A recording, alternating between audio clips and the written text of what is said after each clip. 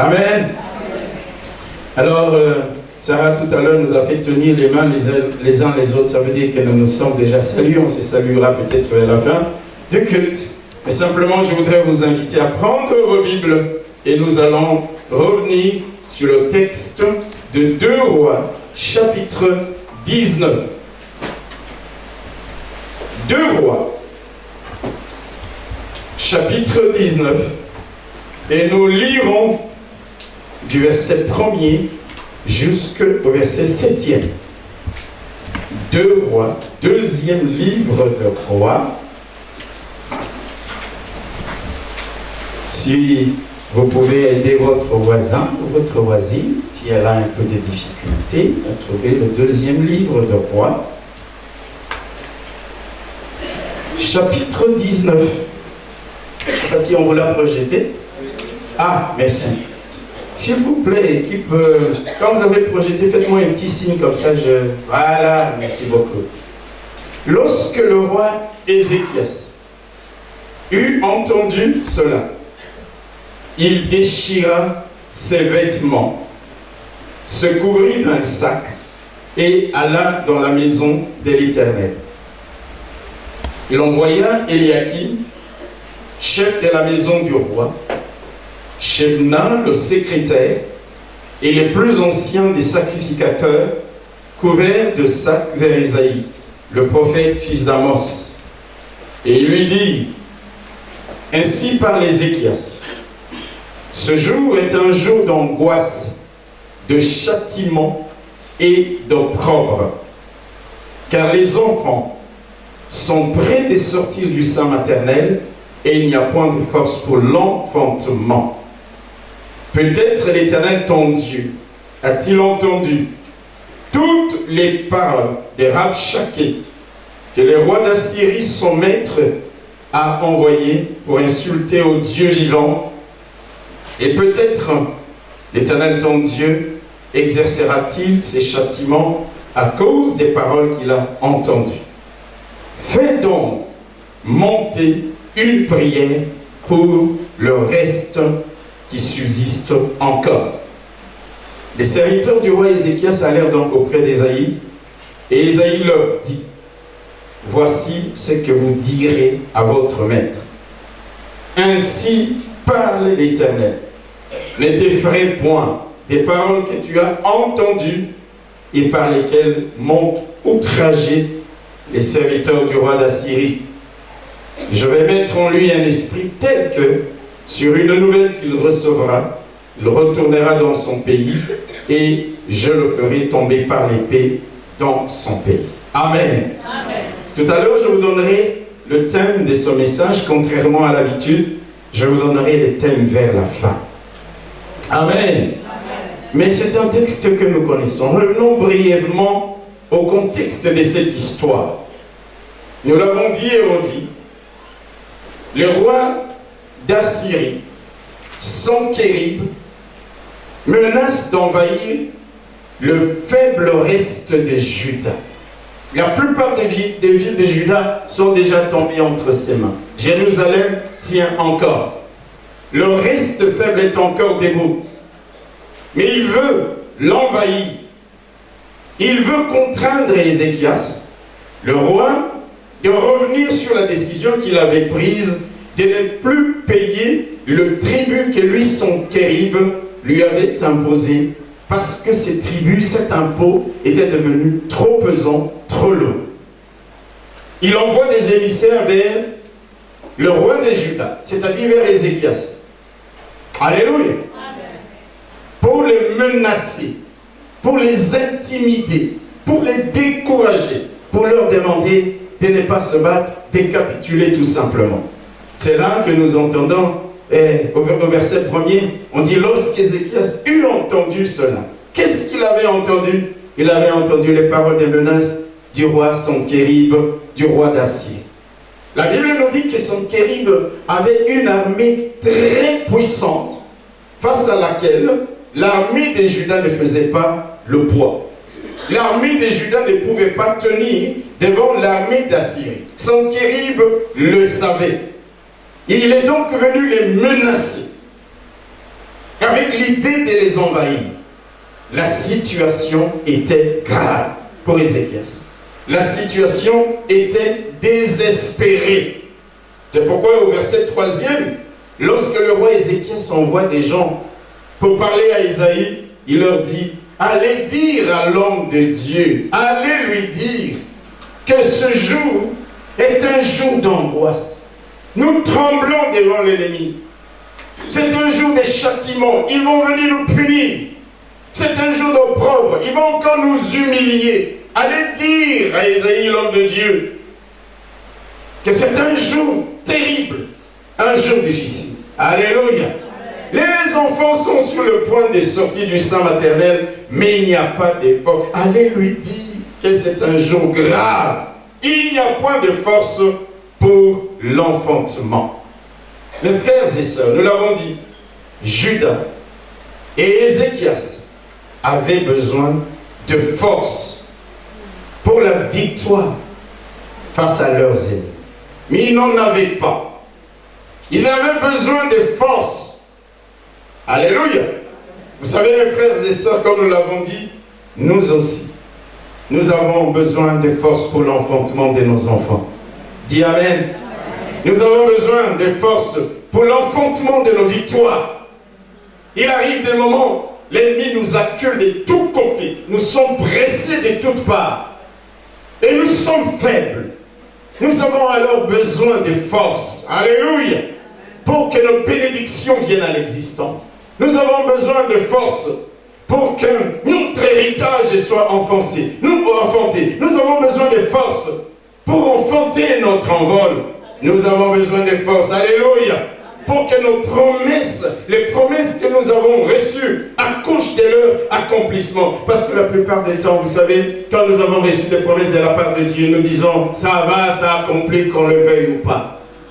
Même quand Dieu avait dit qu'il ferait pleuvoir la pluie après 3 ans et demi de sécheresse, il a fallu qu'Élie puisse prier avec force, avec ferveur et persévérance pour que la pluie vienne.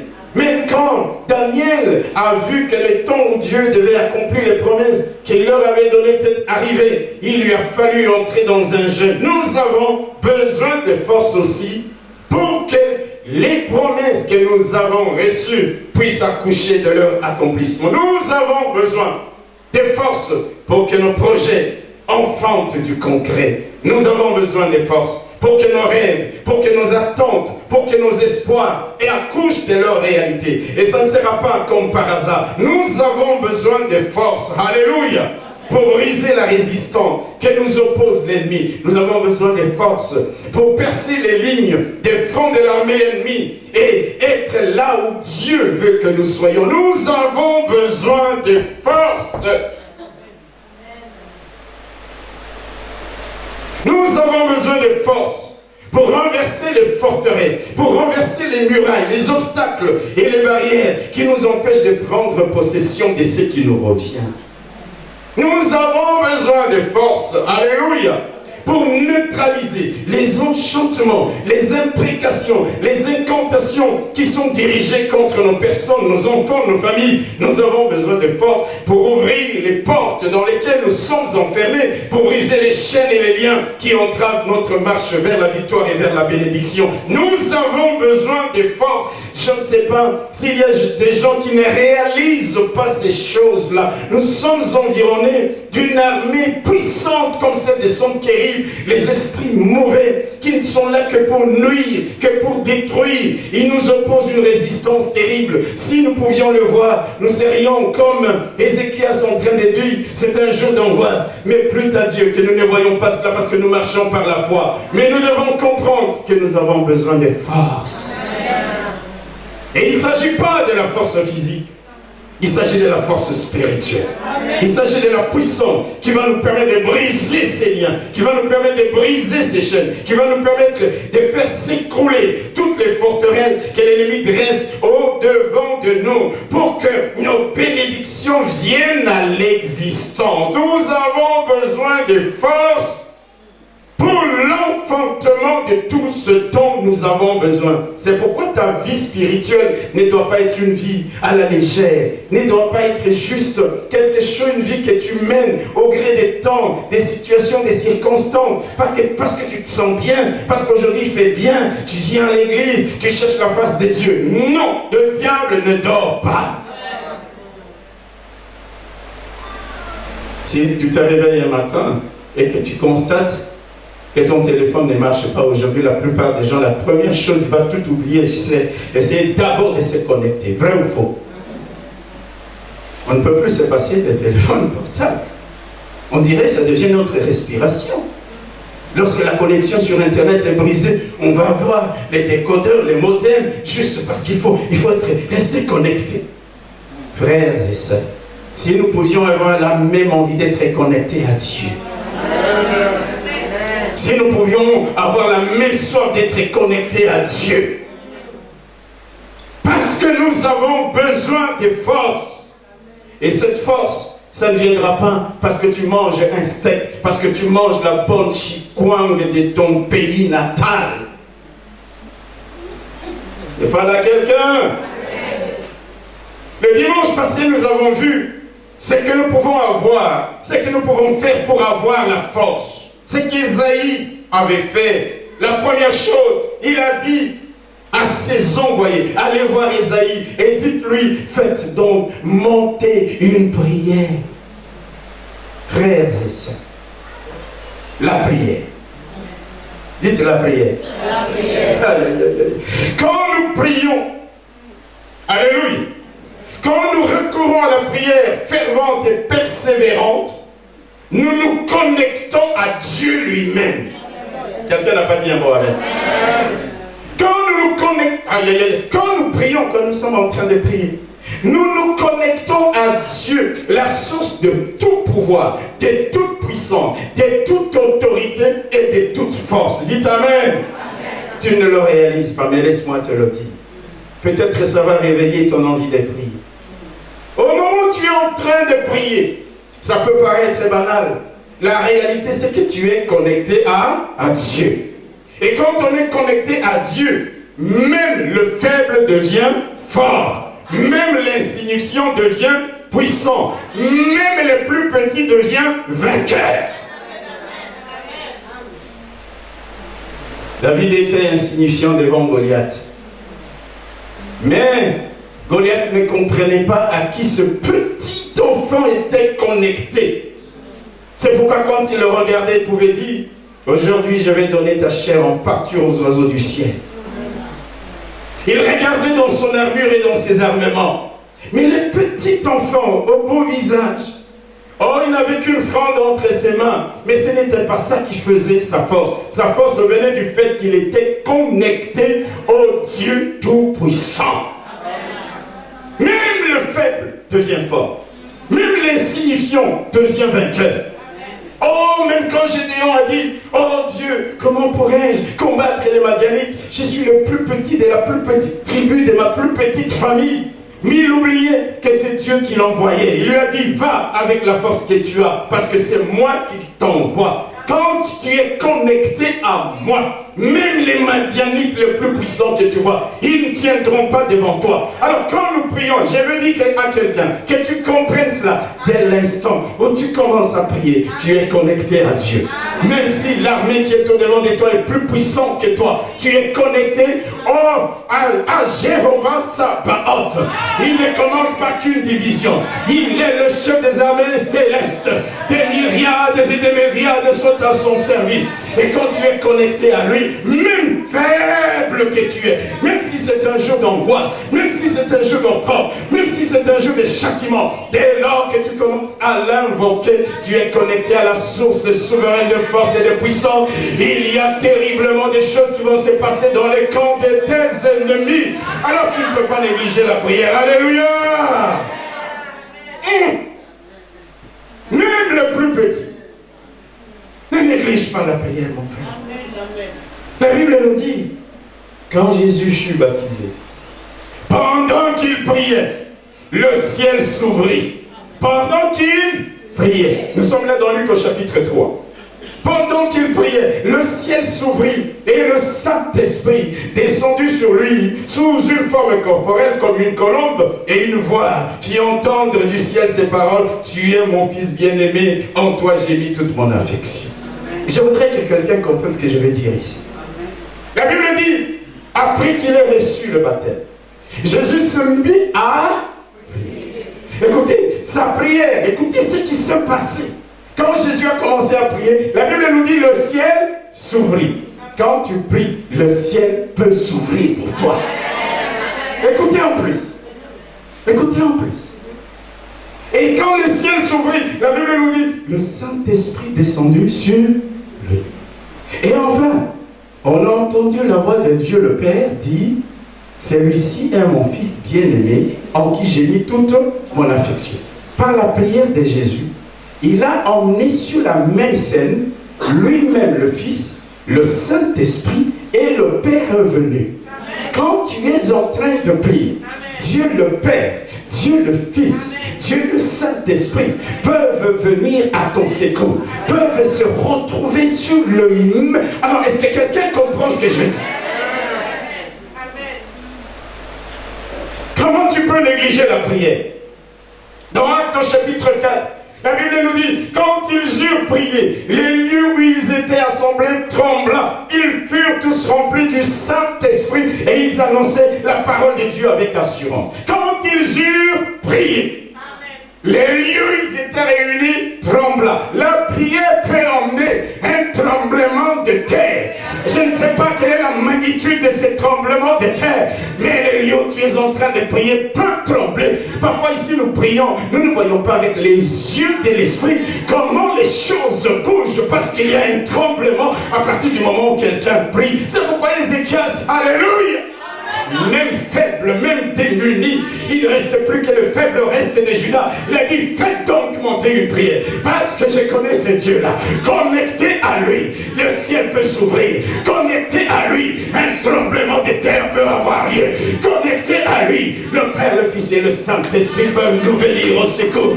Alors dites à Esaïe, l'homme de Dieu, faites donc monter une prière. Comment tu peux négliger la prière? Alléluia. Dans Luc au chapitre 9, la Bible nous dit, pendant que Jésus priait, l'aspect de son visage changea et son vêtement devint d'une éclatante blancheur. La prière amène le changement. Non, quelqu'un n'a pas entendu ce que je dis. Pendant qu'il priait, hello, l'aspect de son visage changea et son vêtement devint. Mes frères et sœurs, quand tu es en train de prier, il peut y avoir des changements qui se passent dans ta vie, qui se passent dans ta famille, qui se passent dans ta vie.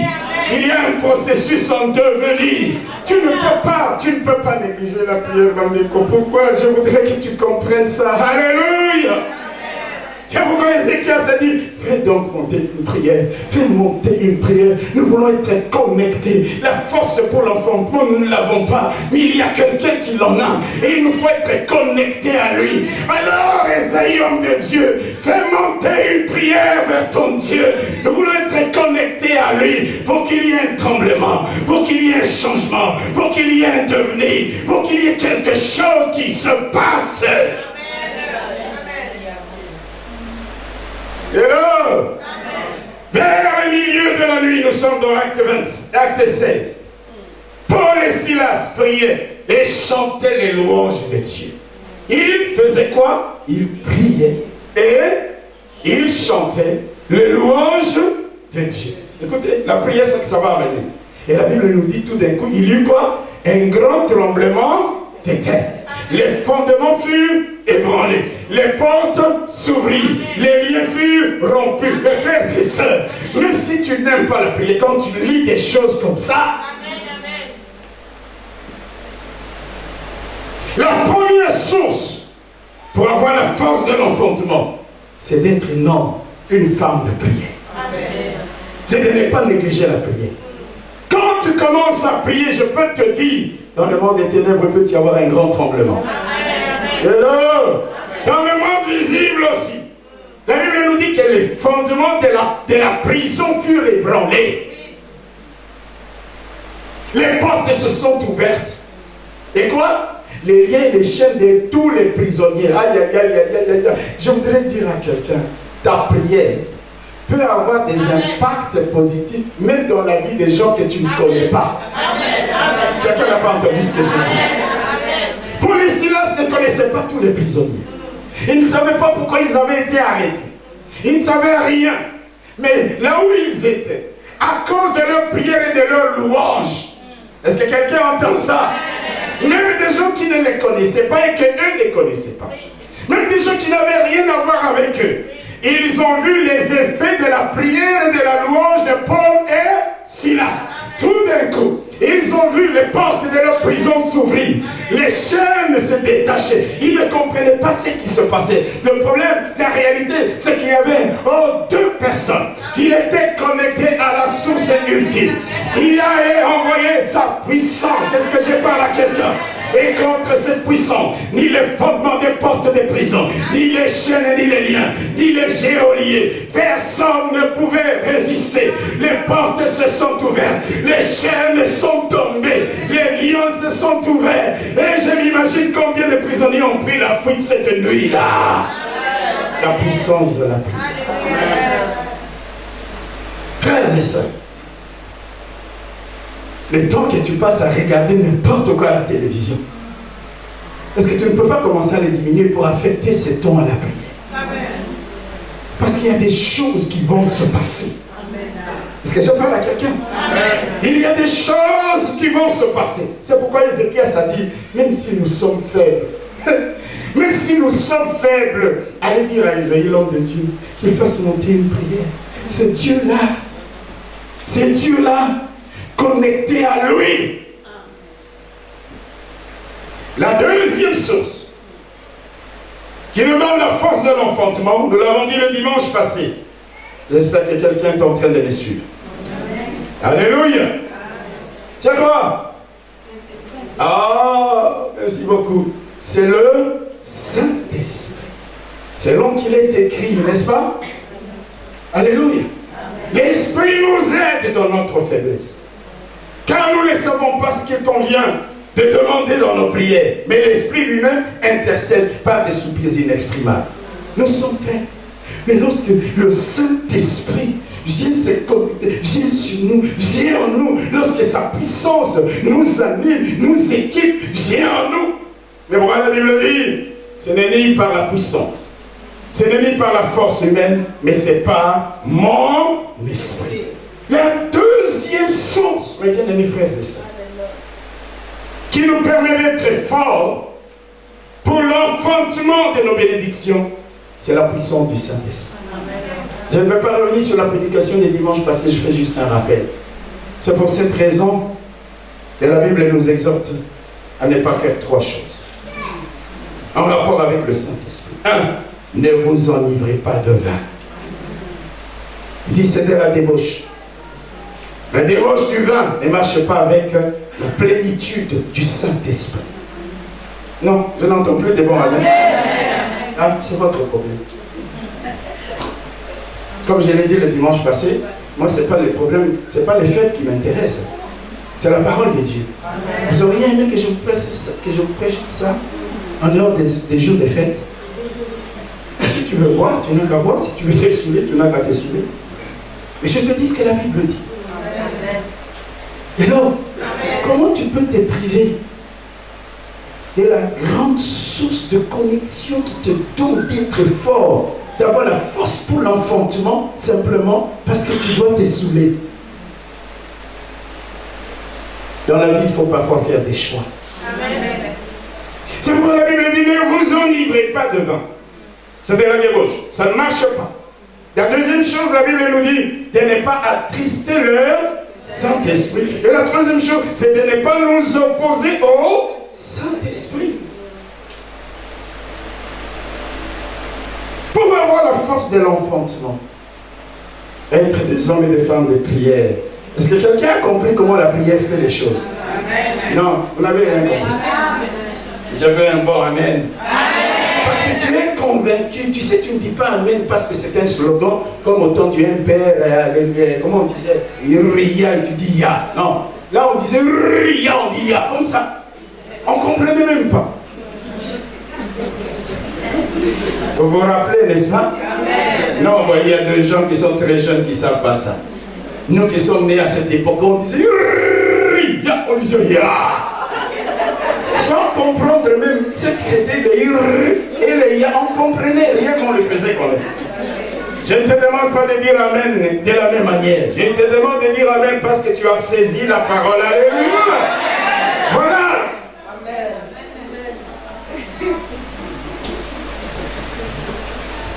La prière. Le Saint-Esprit. Vous allez me dire, mais pasteur, pourquoi tu es revenu sur ce texte? Parce que ce matin, le Saint-Esprit de Dieu m'a dit, il y a quelque chose d'autre qu'il faut que nous partagions, toi et moi, qui se trouve au verset 1 et 2, simplement de ce texte. Qu'est-ce que la Bible dit? Lorsque le roi Ézéchias eut entendu les menaces de son Sonkerib, il déchira ses vêtements, se couvrit d'un sac et alla dans la maison de l'Éternel. Il envoya Eliakim, chef de la maison du roi, Shebna le secrétaire, et les plus anciens des sacrificateurs, couverts des sacs vers Esaïe, le prophète, fils d'Amos. Amen. Amen. Alléluia. Amen. Écoutez bien. Quel a été le premier acte que le roi Ézéchias a posé lorsqu'il s'est retrouvé devant les menaces du roi Sonkerib? C'est ça que je voudrais partager avec vous. La Bible nous dit que le premier acte qu'il a fait, quand il a entendu, quand on lui a rapporté les propos menaçants de Sonkerib, la première des choses qu'il a faites, ça a été de quoi? De déchirer ses vêtements. Alléluia. Il a déchiré ses vêtements. Mais il n'y a pas que lui qui a déchiré ses vêtements. Quand son chef de cabinet a vu le roi déchirer ses vêtements, lui aussi il a déchiré ses vêtements. Quand le secrétaire a vu les deux déchirer leurs vêtements, eux aussi ils ont déchiré leurs vêtements. Les plus anciens ont déchiré tous leurs vêtements. Et puis, à la place, ils ont pris des sacs. Je parle à quelqu'un. Ils ont pris des sacs. Et c'est dans cette tenue-là qu'Eliakim, Shebna et les anciens sont allés vers Esaïe. Vous vous imaginez, mes frères et sœurs. Alléluia. Amen. Avant même d'aller dans la maison de Dieu pour implorer la face de Dieu, pour chercher la face de Dieu, le roi, il a déchiré ses vêtements royaux. Est-ce que nous comprenons la portée de cet acte? Un roi qui déchire ses vêtements de prestige, qui déchire la tenue, qui incarne son pouvoir, qui incarne sa position, qui incarne son autorité, et qui prend un sac, mes frères et sœurs, il pouvait dire à son chef de cabinet, au secrétaire général du royaume et au sacrifice, dit, vous déchirez vos vêtements, mais moi, en tant que roi, je les garde. Non, lui-même, il déchire. Vous savez, peut-être ici, quand on voyait les chefs d'État ou des rois, regardez plutôt en Afrique quand un chef d'État est vêtu. Un roi, tenu 4 pains. Il n'y a pas là quelqu'un? Avec combien d'étoiles? Je ne sais pas. D'ailleurs, nous qui avons vu, qui avons connu certains hommes du nom de maréchal, quand quelqu'un sort comme ça, avec sa verge, et il est habillé de la tête aux pieds. Tu regardes, tu dis ça, c'est un chef. Je parle à quelqu'un? Est-ce que je parle à quelqu'un? Et un chef pareil, sa tenue d'apparat qui symbolise son pouvoir et son autorité, il déchire. Alléluia. Il déchire tout ça et il se met, il porte un sac. Mes frères et sœurs, vous savez, dans la Bible, Il y a beaucoup de références des gens qui, face à une situation désespérée, extrême, gravissime, ont eu à faire la même chose, c'est-à-dire quoi? À déchirer leurs vêtements, à se couvrir d'un sac et à s'asseoir sur la cendre. Vous vous rappelez de Mardochée? Esther chapitre 4, versets 1 à 3. Nous allons lire. Et je vais vous expliquer ce que le Seigneur m'a mis à cœur. Esther chapitre 4, versets 1 à 3. La Bible dit ceci. Mardochée, ayant appris tout ce qui se passait, déchira ses vêtements, s'enveloppa d'un sac et se couvrit des cendres. Puis il alla au milieu de la ville en poussant avec force des cris amers. Vous savez que là, on venait de publier un édit selon lequel on allait exterminer tous les Juifs. Quand Mardochée a appris cette nouvelle, la Bible nous dit qu'il déchira ses vêtements, il s'enveloppa d'un sac et il se couvrit des cendres. Il s'est rendu jusqu'à la porte du roi, verset 2, dont l'entrée était interdite à toute personne revêtue d'un sac. Dans chaque province, partout où arrivait l'ordre du roi et son édit, il y eut une grande désolation parmi les Juifs. Ils jeûnaient et pleuraient et se lamentaient, et beaucoup se couchaient sur le sac et sur la cendre. Vous comprenez ça? C'est exactement la même chose ici.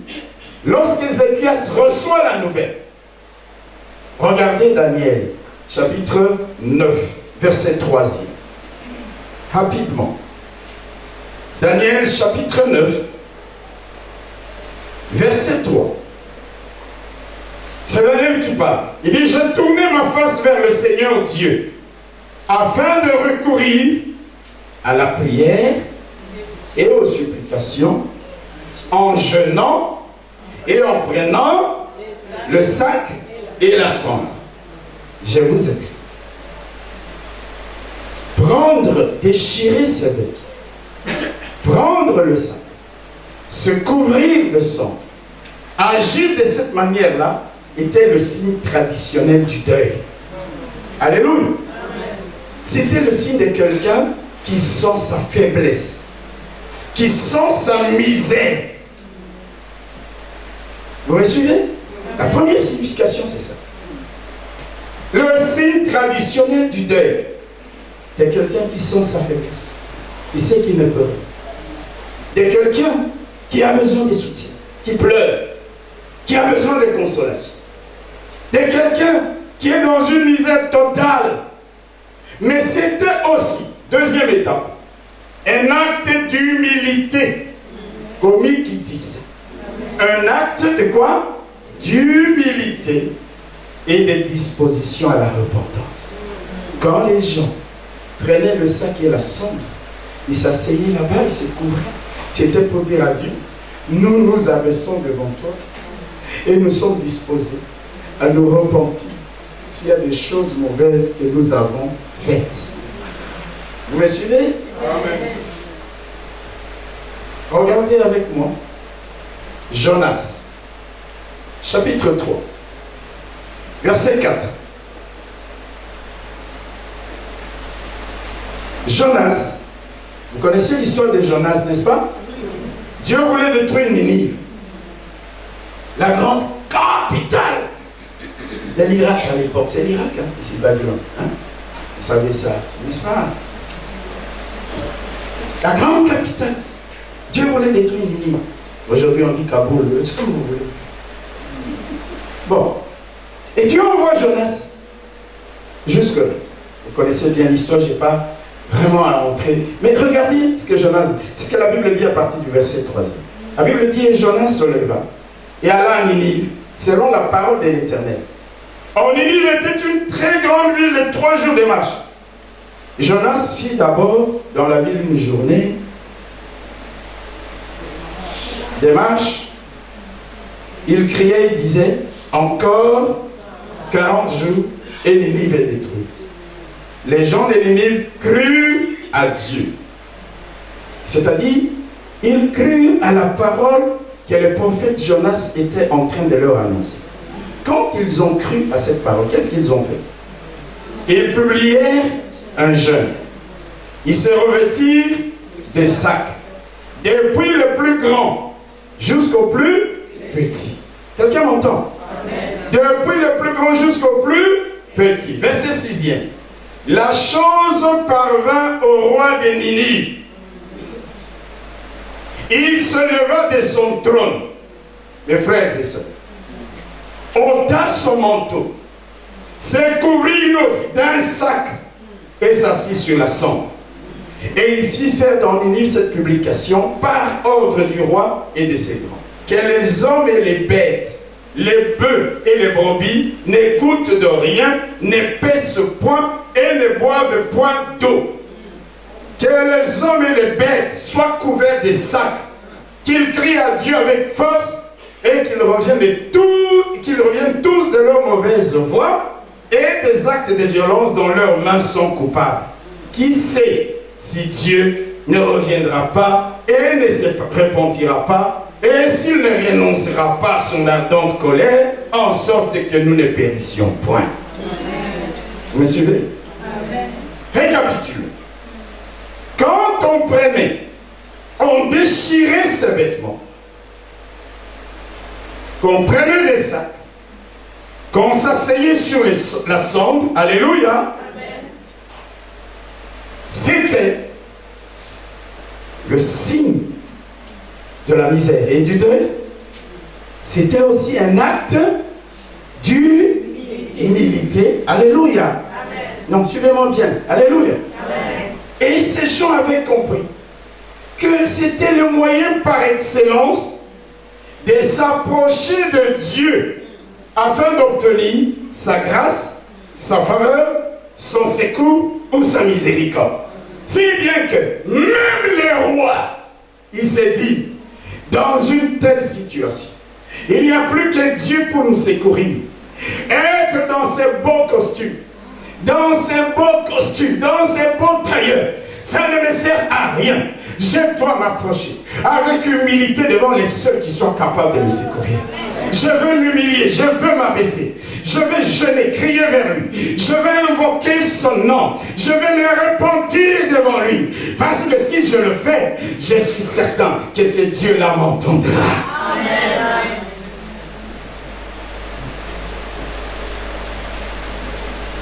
Ézéchias entend les menaces de son pays.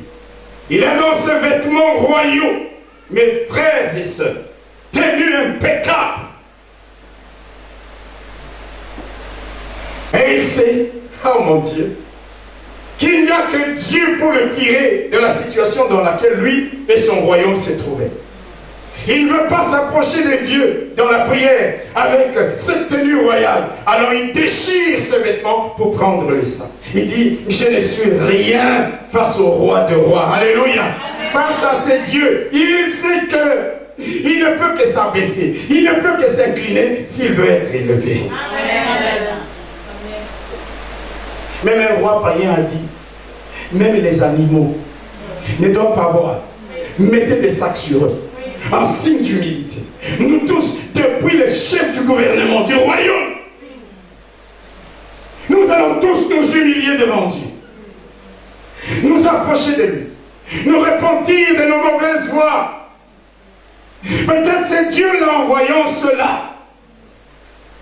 Je ne sais pas comment des païens pouvaient imaginer comme ça. Je crois qu'ils avaient déjà entendu ce qui s'est passé aussi en Israël.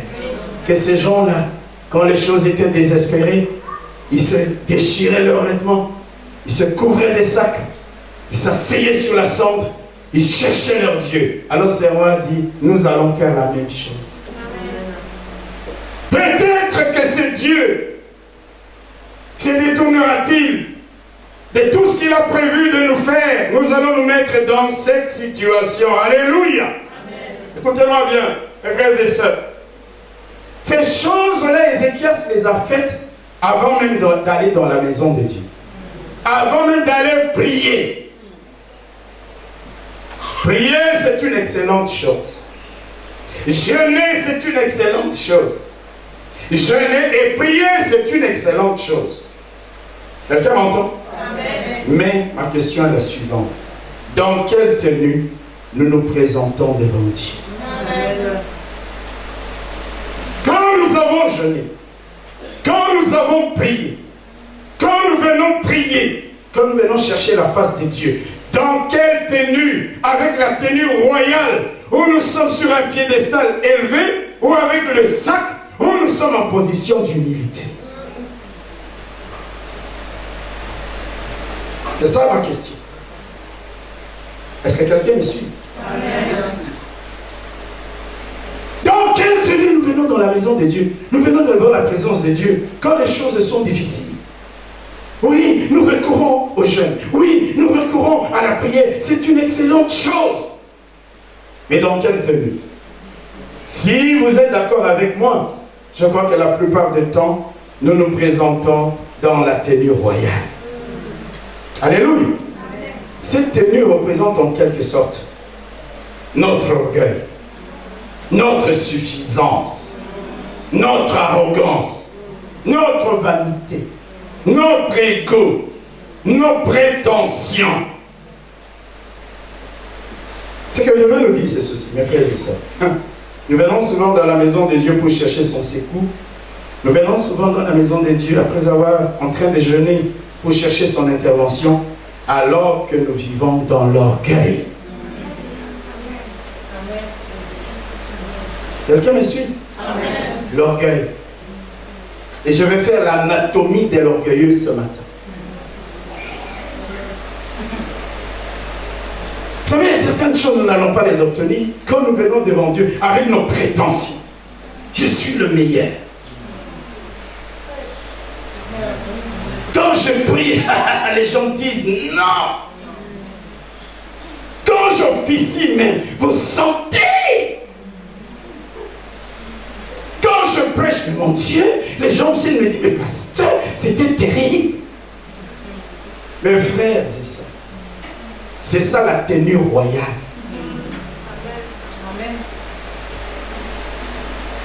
C'est ça la tenue avec laquelle la plupart du temps nous venons devant Dieu, Bandeko.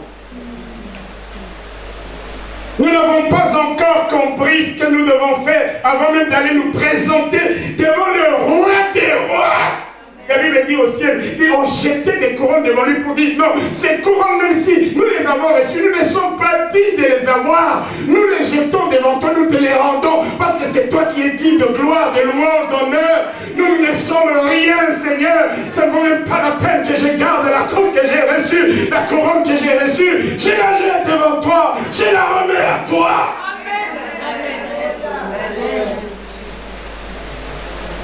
Je vais faire l'anatomie de l'orgueilleux ce matin.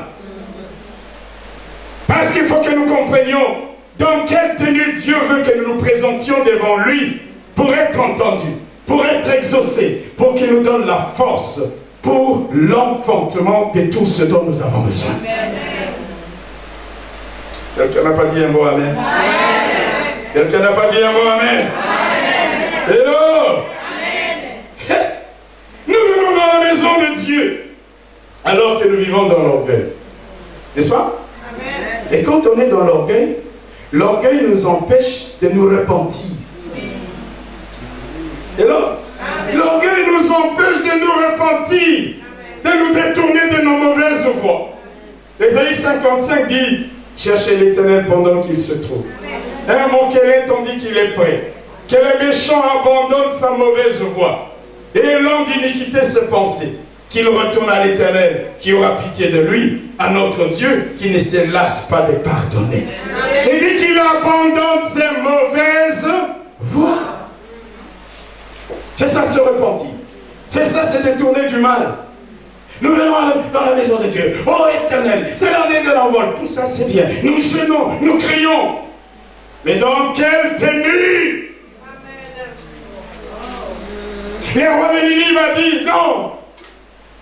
Que chacun regarde ses mauvaises voies, qu'il se détourne. Peut-être ce Dieu-là aura-t-il pitié de nous. Déchirons nos vêtements. Mettons-nous sur la sonde.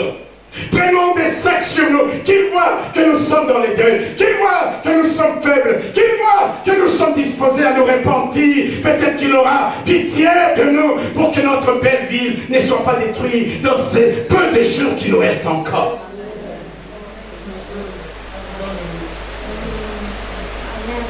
Alléluia. Qu'il se détourne, que le méchant se détourne de sa mauvaise voie. Mes frères et sœurs, l'une des choses qui nous bloque énormément dans notre relation avec Dieu, c'est l'orgueil. L'orgueil va nous empêcher même de reconnaître nos péchés, nos fautes et de nous repentir. Michel dit ceci. On t'a fait connaître, Michel chapitre 6. Vous allez me dire, mais pasteur, donne-nous le verset. Je ne vous donne plus des versets. Je vous donne le livre et le chapitre. C'est tout. Vous savez pourquoi? Parce que comme ça, vous allez aller chercher à la maison. Et vous allez lire un peu. Parce qu'il y en a qui disent, moi, mon pasteur va me prêcher dimanche. Il va me donner les références. Je donne les textes sans les versets. Michel chapitre 6.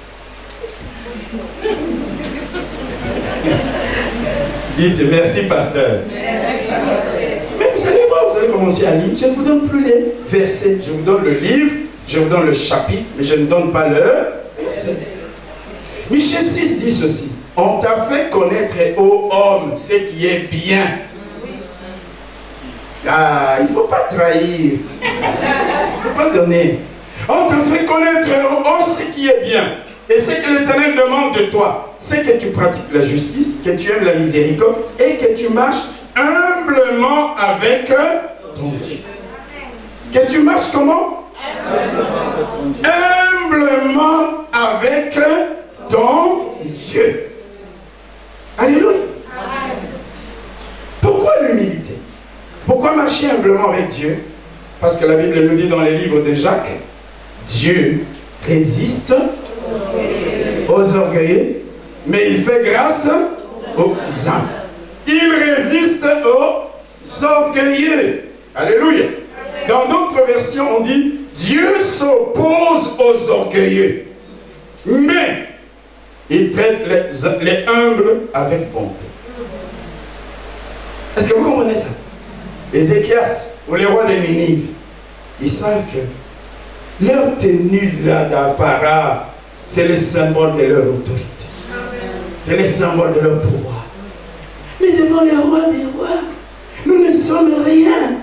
Ce n'est pas dans cette position d'orgueil et de suffisance. La situation est grave. Jour d'angoisse, de promet des châtiments. Non! Il déchire. Pour être dans une situation de quoi? D'humilité. Et alors, ils se mettent le sac et ils se couvrent des cendres.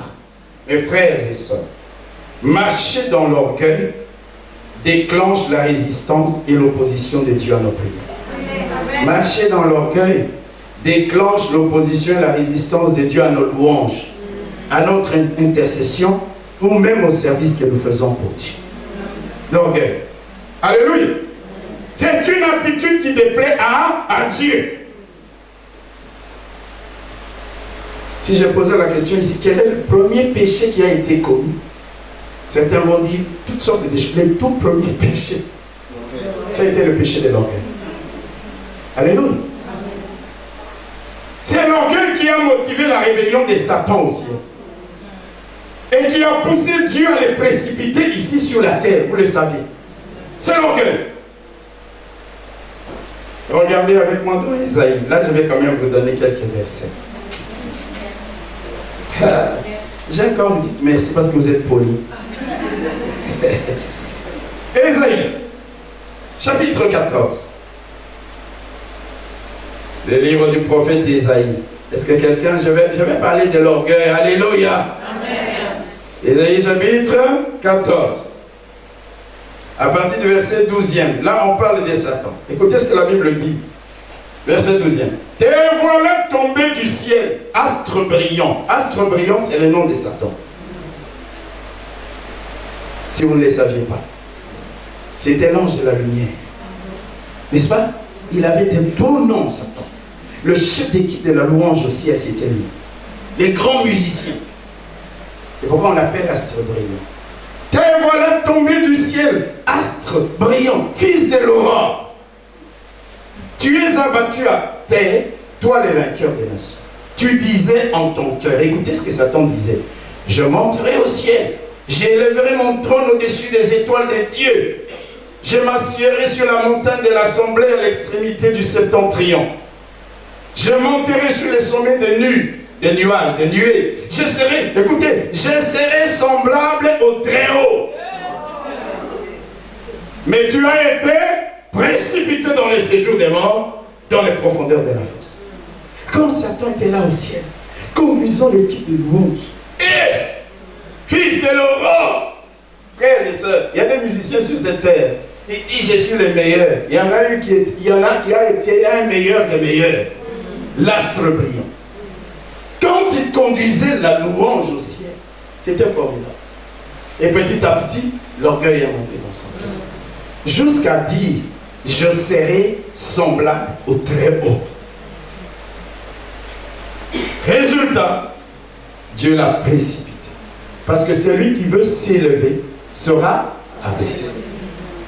Et celui qui s'abaisse, Dieu va l'élever. C'est comme ça qu'il a été précipité ici sur terre. Écoutez-les, je monterai au ciel, j'élèverai, je m'assierai, je serai semblable. Quand vous entendez dans les discours de quelqu'un trop de c'est un signe d'orgueil. Et la Bible parle longuement du sort de l'orgueilleux. Vous allez comprendre pourquoi ces gens déchiraient leurs beaux vêtements. Seigneur, qui suis-je devant toi? Amen.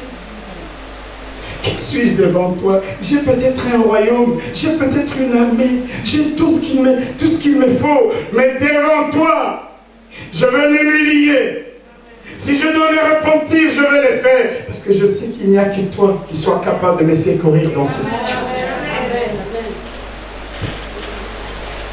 Ésaïe chapitre 2.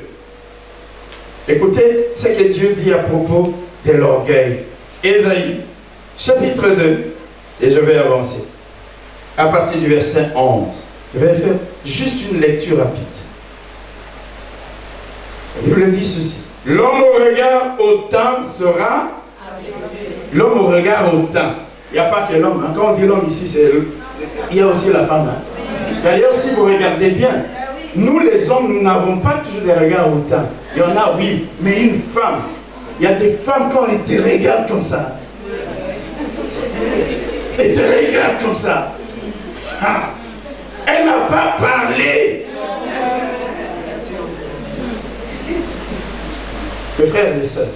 Et puis on vient les dimanches à l'église. Dieu n'est pas dupe de ça. Il dit ceci. L'homme au regard hautain sera abaissé. L'orgueilleux sera humilié. L'Éternel seul sera élevé ce jour. Car il y a un jour pour l'Éternel des armées contre tout homme orgueilleux et hautain. Contre quiconque s'élève afin qu'il soit abaissé. Contre tous les cèdres du Liban hauts et élevés. Et contre tous les chênes de Bazan. Ce sont des arbres qui montent et qui les signes de l'orgueil. Contre toutes les hautes montagnes et contre toutes les collines élevées, contre toutes les hautes tours et contre toutes les murailles fortifiées, contre tous les navires des Tarsis et contre tout ce qui plaît à la vue. L'homme orgueilleux sera humilié et le hautain sera abaissé. L'Éternel seul sera élevé ce jour-là. Dites Amen. Amen. L'orgueil. Amen. Amen. Amen. Amen. Amen. Il dit l'homme orgueilleux. Ces gens-là, Ézéchias, la situation est grave. Jour d'opprobre, des châtiments et de quoi? Et d'angoisse. Il doit aller se présenter devant Dieu. Le roi de Ninive, il veut que Dieu fasse grâce à son pays, à son royaume. Qu'est-ce qu'ils font? Ils ne demandent pas qu'à la population. Vous voyez, moi j'aime des chefs qui donnent l'exemple. Dites Amen. Amen. Ça ne sert à rien de dire il ne faut pas voler quand les chefs volent. Eux-mêmes, ils déchirent leurs habits royaux. Hello? Amen. Et ils mettent le sac, signe de deuil, signe de faiblesse, mais signe de disposition à se repentir. Devant ces dieux-là, pourquoi? me présenterai-je dans une tenue de suffisant, d'orgueil? Non. Je vais déchirer mes vêtements.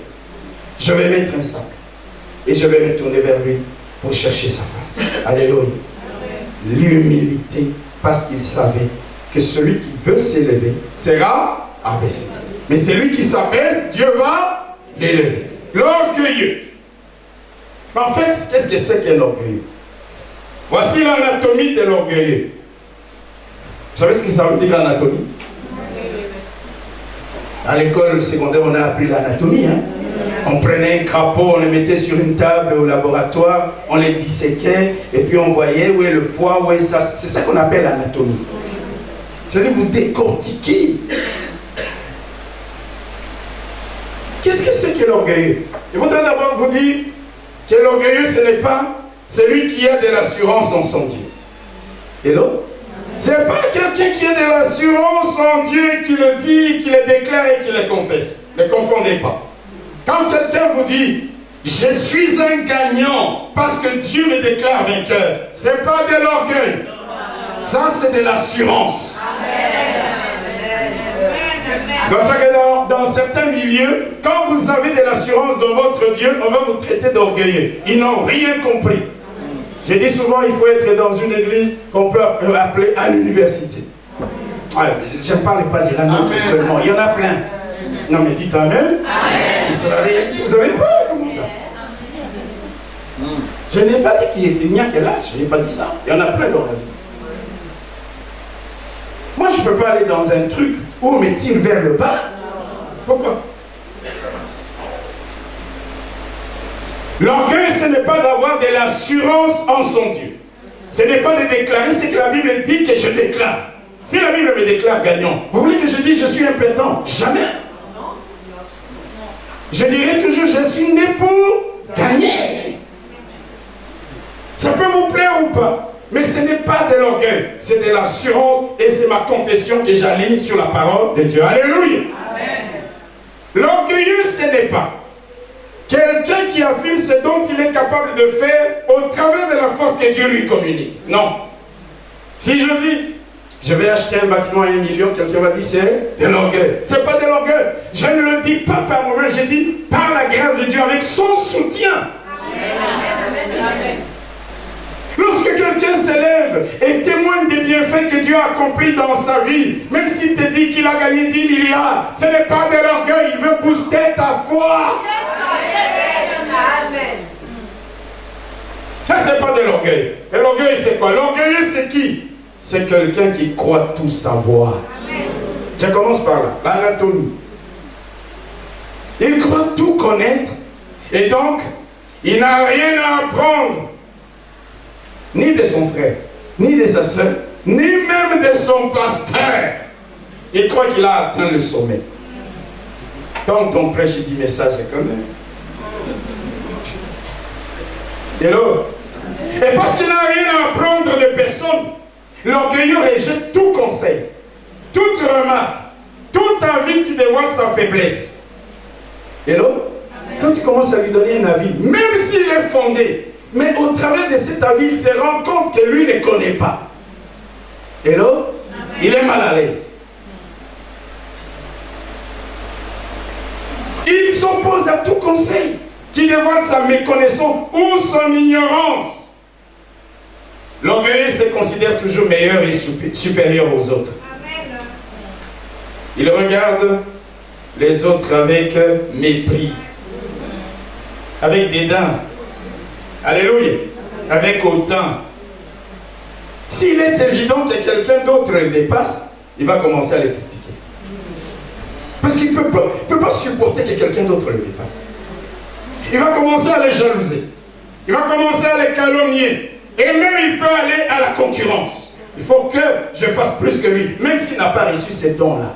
Mais poussé par l'orgueil. Et pourquoi le diable dit je m'assiérai au sommet des nuées. Je serai semblable au Très-Haut. Combien de gens vont prendre des crédits juste pour être semblable à l'autre là? Parce que moi aussi je dois prouver. Je dois impressionner. Et il ne se rend même pas compte qu'il a sombré dans l'orgueil. Mais comme ça, quand il vient ici à l'âge, ce jour-là d'ailleurs, quand on a mis les plaques de sa voiture, il veut être le premier à arriver sur le parking. Frère Blaise, est-ce qu'il y a encore des places de parking? Et Blaise regarde et dit, ah, c'est toi ma soeur. Il dit, tu n'as pas encore vu.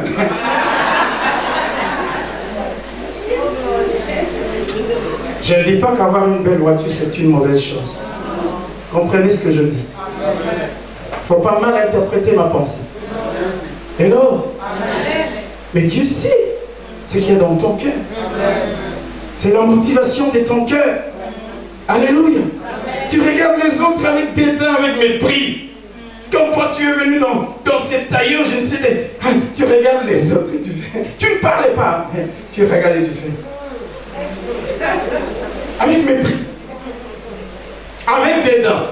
Et l'instant d'après, quand le pasteur dit nous allons prier, tu te lèves. Tu t'approches de Dieu. Tu commences à crier. Mais tu es là. Tu es venu avec une tenue d'arrogance devant Dieu.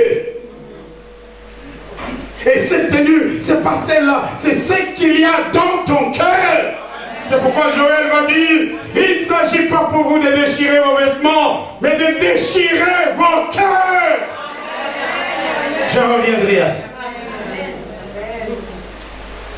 L'orgueilleux. Alléluia. N'aime pas que quelqu'un d'autre lui fasse de l'ombre. Il doit être toujours le meilleur. Il croit qu'il n'a besoin de personne.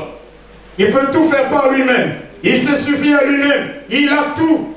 Il est clean en tout point de vue. C'est ça l'orgueil. Même quand vous avez eu un problème avec lui, lui n'a jamais eu tort. C'est l'orgueil. Et c'est comme ça que parfois, même quand nous prions, il n'y a rien. Parce que l'orgueilleux, il est incapable de reconnaître son tort. Il est incapable de demander pardon.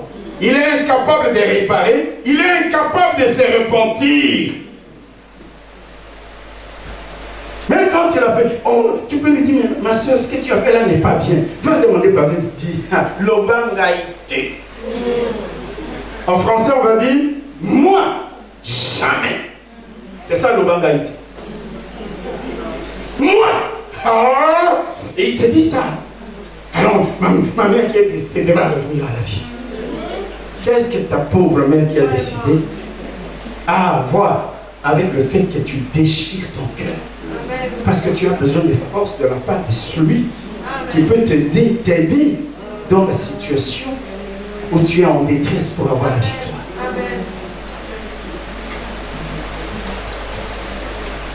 Et là, l'orgueilleux, il est égocentrique. Tout doit tourner autour de lui, de ce qu'il a. Il doit être vu, il doit être remarqué, il doit être admiré, même si, comme je l'ai dit, il peut aller prendre des dettes, s'entourer d'artifices de toutes sortes, se fabriquer des titres dont il n'a pas la qualification. Vous allez entendre aujourd'hui des gens qu'on appelle des docteurs. Docteurs en quoi? Et là, vous savez, il y a des gens qui peuvent, je ne dis pas qu'il faut absolument avoir une thèse. Il y a des gens qui sont des docteurs dans la prédication de la parole. Il y a des gens, quand ils te prêchent la parole de Dieu, c'est un docteur. D'ailleurs, vous en connaissez au moins un. Et là, je ne parle pas des docteurs dans les histoires de Dieu. Parfois même, vous entendez quelqu'un, on l'appelle docteur. Parce qu'il doit paraître. Il doit être vu. Il doit être admiré. Il n'a ni une qualification, ni scientifique, ni académique, ni théologique. Et là, amen. Mais il est bishop, archibishop, archigénéral.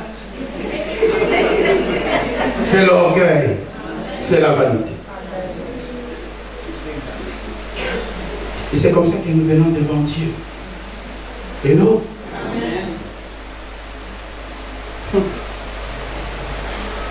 Seigneur de gloire. Alléluia. Amen.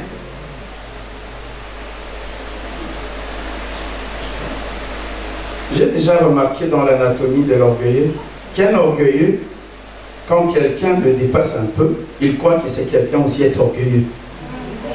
Non? Mais oui, je vais vous dire la vérité. Quand vous lui faites de l'ombre, il prend ça pour de l'orgueil. Ça, c'est l'anatomie de l'orgueil.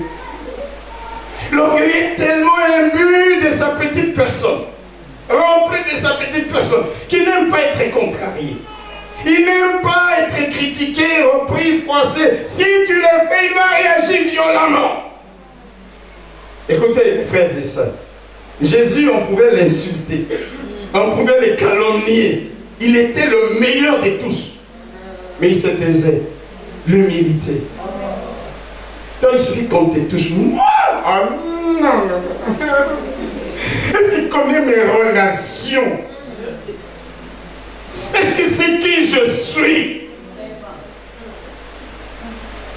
Tu es qui? Grain de poussière. Amen. Punaise que l'ennemi peut écraser si la grâce de Dieu n'est pas sur toi et moi. Amen. Amen. Mais nous sommes tellement imbus de notre petite... Même quand le pasteur lui dit, frère, ce que tu as fait là n'est pas bien. Il dit, mais pourquoi le pasteur il dit ça? Je ne vais plus faire ça, ça, ça, ça. Et alors, si tu ne vas pas faire ça, le ciel va s'arrêter de tourner. Dieu va cesser d'être Dieu. Vous savez, nous venons à l'église aussi pour apprendre. Et je vous dis, le professeur par excellence, c'est le Saint-Esprit. Mais il y a Dieu à placer aussi en face visible des professeurs. Et vous en connaissez certains. Alléluia. Si vous n'en connaissez pas, moi j'en connais au moins un. Je connais un qui s'appelle Robert Yale. Frère, tu viens pour apprendre. J'ai vu beaucoup de gens en contact dans notre église devenir. Vous savez combien de pasteurs nous ici, dans cette église, on a libéré? Comptez-les. Dans la ville, il y en a plein. Et moi, je me réjouis parce qu'il y en a qui m'appellent, qui me disent, pasteur, même si à un moment donné, je ne comprenais pas ce que tu faisais, mais maintenant je dis, j'ai appris. Je dis, béni soit le nom du Seigneur. Il me dit, j'ai appris. Et ce que je fais, je le fais aussi au travers de ce que j'ai vu. Moi aussi, j'ai vu ça de mon pasteur. Tu viens à l'église pour apprendre. Ne sois pas orgueilleux. Alléluia. Oh, tu es tellement imbu de ta petite personne. Vous savez, moi, mon pasteur, tu prêchais devant comme ça, il te disait, c'est pas ça, ça c'est pas vrai. Nous, aujourd'hui, on doit prendre quelqu'un à l'écart. Parce que si tu lui dis ça, il est tellement imbu de lui-même. Ah non, mais pasteur, là, tu m'as humilié. Hello. Tu m'as humilié. Frère, l'orgueil est rempli tellement de sa petite personne. Vous savez comment ils sont à l'église? Ils sont comme des pharisiens. Des pharisiens qui priaient et disent, oh Dieu, je te rends grâce de ce que je ne suis pas comme le reste des hommes. Ils sont ravisseurs, ils sont injustes, ils sont adultères ou comme ces publicains. Je jeûne 2 fois par semaine, je donne la dîme de tous mes revenus. Je suis meilleur quand je vais chanter, je suis meilleur quand je prêche. Le publicain lui dit, oh Dieu, sois apaisé envers moi parce que je suis un pécheur. L'humilité, la Bible dit de ces deux-là, les publicains sortis justifiés, mais les pharisiens qui disaient je, position d'orgueil, il est sorti non justifié.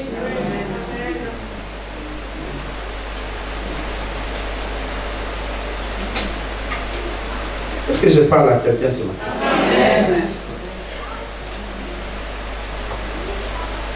Vous savez, mes frères et sœurs, il ne faut même pas souvent, tu regardes quelqu'un et tu dis, moi je suis meilleur que lui.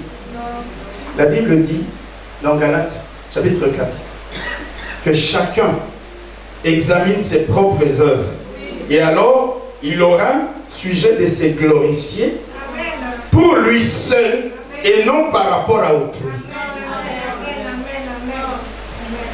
Alors, c'est comme ça que vous voyez parfois des gens, ils sont dans leur coin. Moi je dis, quand nous avons des réunions à l'église, c'est une convocation solennelle. Il n'y a pas tous les programmes s'arrêtent.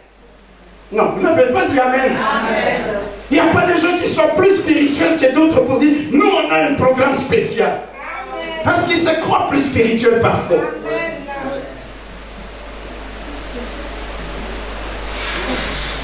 Moi, je procède toujours par avertissement. Après, vous ne voulez pas comprendre, faites votre groupe. Je vous donne même un local là-bas, tous les dimanches. On va voir combien de gens vous allez réunir. Mais nous venons apprendre l'humilité, mes frères. Hello. C'est ça la tenue. C'est pourquoi Ézéchias, la première chose qu'il a faite, ça n'a pas été de courir dans la maison de Dieu. Ça a été de déchirer ses vêtements. Alléluia. Plutôt que de marcher dans l'orgueil, Dieu nous invite à marcher dans l'humilité. Dis Amen. Amen. Plutôt que de marcher dans le mal, Dieu nous appelle à la repentance.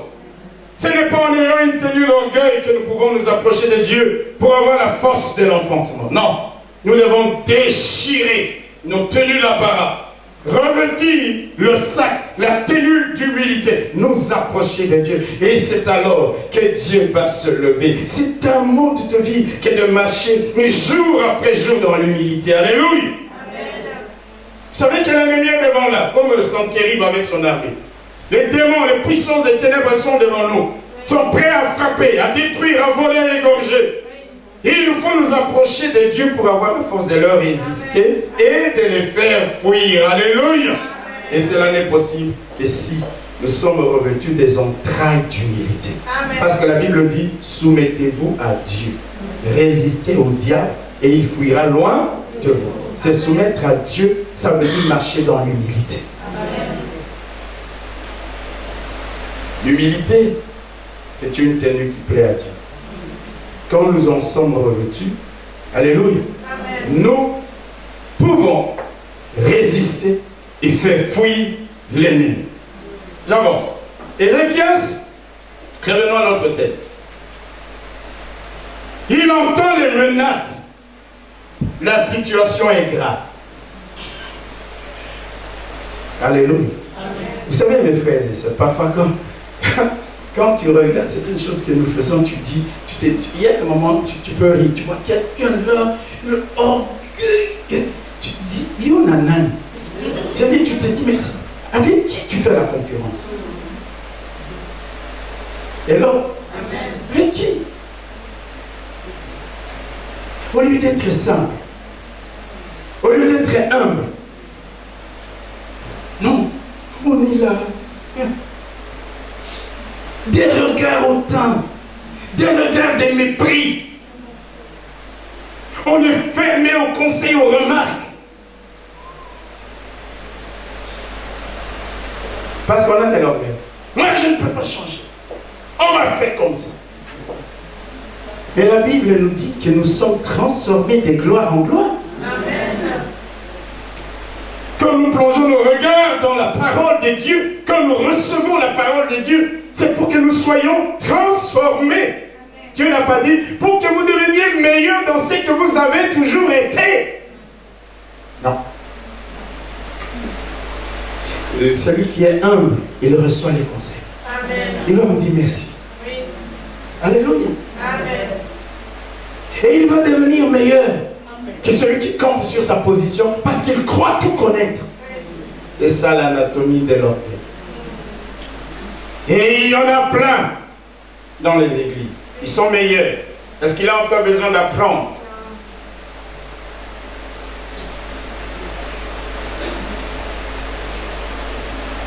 Pourquoi, mes frères et sœurs, apprenons. Pour apprendre, vous devez être simple et humble. Vous savez, je vous ai souvent dit, il y a des gens qui n'ont pas de père spirituel. Quand on lui demande, ton père spirituel, il cite des milliers de pères spirituels. Et vous dit même un père spirituel en Angola, au Congo. Ton père spirituel, c'est celui qui te donne la parole tous les dimanches ici. Tu n'as pas compris ça?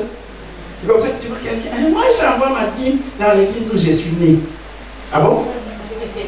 Il n'a rien compris, mes frères. Quand je regarde parfois des choses comme ça, je me dis, un jour tu vas te fatiguer. Il y a des moments où tu décroches. Tu vas prendre des vacances, oublie tout. Il y a tellement de choses encore que nous devons apprendre. Hello. Amen.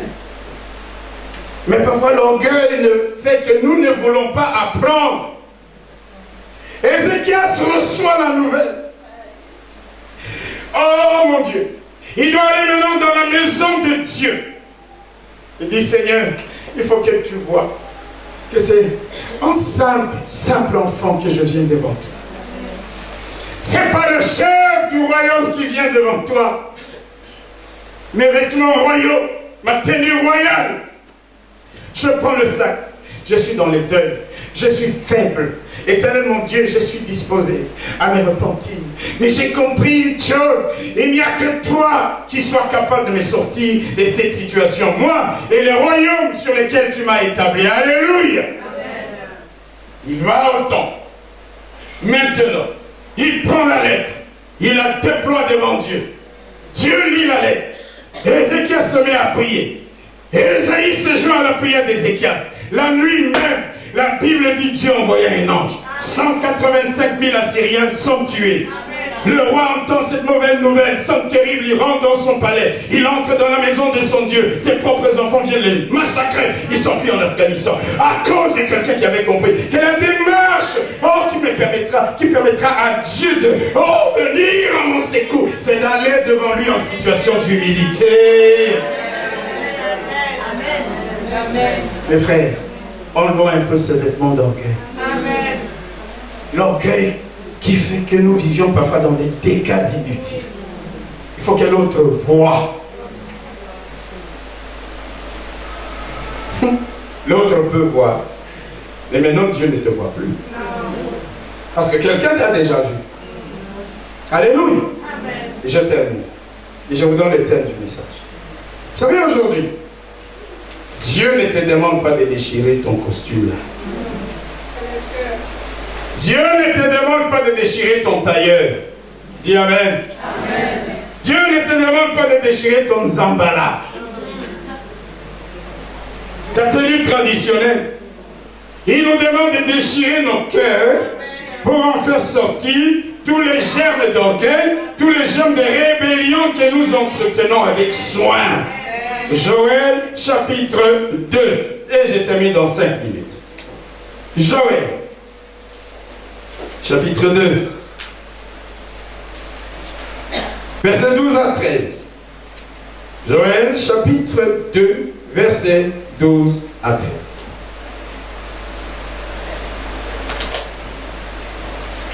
Vous avez trouvé? Alléluia. Joël chapitre 2, c'est pas grave. Merci. La Bible dit ceci. Maintenant encore dit l'Éternel, revenez à moi de tout votre cœur, avec des jeûnes, avec des pleurs et des lamentations. Déchirez vos cœurs et non vos vêtements, et revenez à l'Éternel votre Dieu, car il est compatissant et miséricordieux, lent à la colère et riche en bonté, et il se répand des mots qu'il envoie. Dis Amen. Amen. Le thème de notre message, c'est donc déchirer vos cœurs. Amen. Si nous nous humilions, si nous nous repentons, c'est-à-dire nous abandonnons nos mauvaises voies et nous revenons à Dieu, Dieu aura compassion de nous. Dieu nous manifestera sa miséricorde et sa bonté. Dieu nous fortifiera par sa droite triomphante. Et ainsi nous aurons la force pour l'enfantement de tous nos bébés. Alléluia. Qui sont sur le point de sortir du sein maternel. Mes frères et sœurs, si nous déchirons notre tunique de l'orgueil, et si nous revêtons la tunique de l'humilité, notre Dieu nous aidera à prendre l'envol. Même dans ce dernier jour de notre thème de l'année, dis Amen. Amen. Si nous déchirons de nos cœurs la tunique de l'orgueil et de la suffisance, de la vanité, je dirais même de la folie. Alléluia. Aujourd'hui, s'il te faut poser un acte d'humilité, fais-le sans hésiter. Fais-le sans attendre. Il y a des gens ici, tu peux aller lui dire, frère, je suis désolé. C'est de l'humilité. Il peut crier victoire. Ce n'est pas un problème. Tu as fait ce que tu devais faire. C'est là que tu verras comment Dieu peut agir dans ta vie. Aujourd'hui, alléluia. Aujourd'hui, si tu dois te repentir de quelque chose, si tu dois te détourner d'une mauvaise voie quelconque, fais-le sans hésiter, fais-le sans plus attendre pour que Dieu éloigne de toi sa colère. Amen. Aujourd'hui, si tu dois déchirer, prendre la décision de ne plus, frères et sœurs, vous savez, l'orgueil nous prend sans même que nous nous rendions compte qu'on est dans l'orgueil. Vous savez qu'il y a des moments, l'orgueilleux, la sagesse lui dicte de se taire. Mais comme il est orgueilleux, il doit être vu et entendu. Il doit parler. Mais il parle de quoi? Il parle des inepties. Je suis désolé. Si tu étais humble, tu écouterais tout simplement. S'il y a un acte d'humilité, alléluia, qu'il te faut poser, comme Ézéchias ou le roi de Jonas. Ça, c'est la première chose. Quand Ézéchias a entendu les menaces de santé, le premier acte a été de quoi?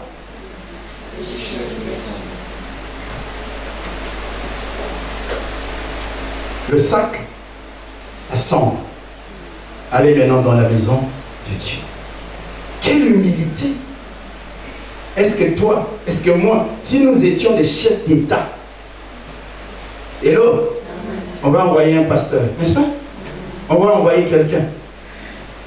Mais lui, son chef de cabinet, le secrétaire général, les plus anciens sacrificateurs, tous déchirent leurs vêtements, se mettent le sac et ils vont humblement dans la maison de Dieu. Comment voulez-vous que Dieu ne les élève pas? Celui qui veut s'élever sera abaissé, et celui qui s'abaisse sera élevé. Que Dieu vous bénisse.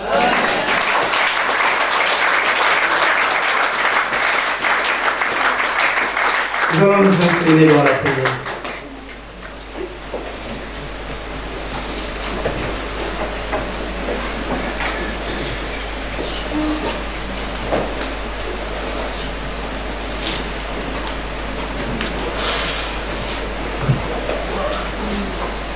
Frères, sœurs,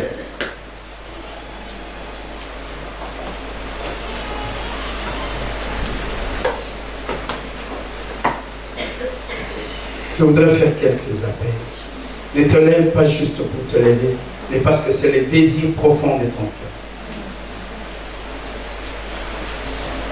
Tu veux dire à Dieu, Seigneur, apprends-moi à être dans l'humilité, à marcher dans l'humilité, à vivre dans l'humilité. Je veux. Parfois, je ne me rends pas compte que j'ai déjà sombré dans l'orgueil.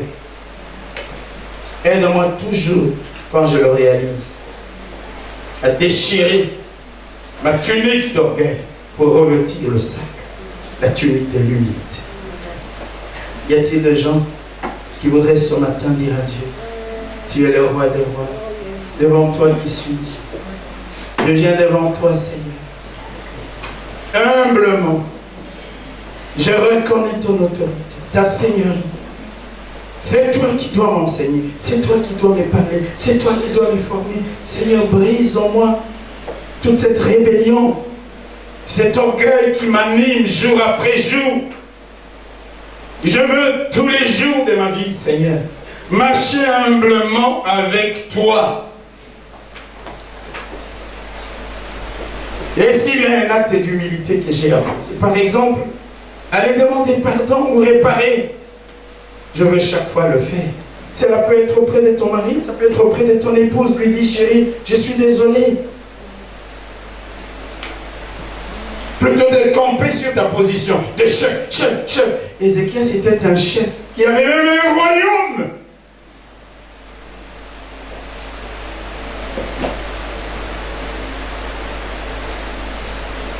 Nous avons besoin du Saint-Esprit. Parce qu'il vient nous aider dans notre faiblesse. Y a-t-il quelqu'un qui dit, Seigneur, je veux être renouvelé dans la plénitude de ton esprit. Rends-moi, équipe-moi par ton esprit. Donne-moi de ne pas m'enivrer. Donne-moi de ne pas attrister l'esprit de Dieu. Donne-moi, Seigneur, de ne pas m'opposer au Saint-Esprit. Lève-toi, demande à Dieu. La Bible le dit, si quelqu'un manque de sagesse, il n'y a pas que la sagesse. Tout ce dont nous avons besoin, nous pouvons le demander à Dieu. Il nous le donne. Il nous le donne.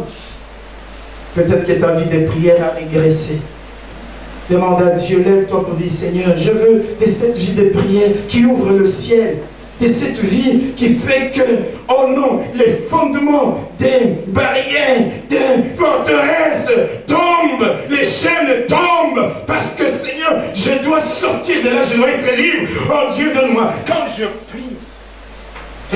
prie, qu'il y ait, oh Seigneur, un changement dans ma vie, dans la vie de ma famille, dans la vie de mon église. Donne-moi, Seigneur, cette vie de prière.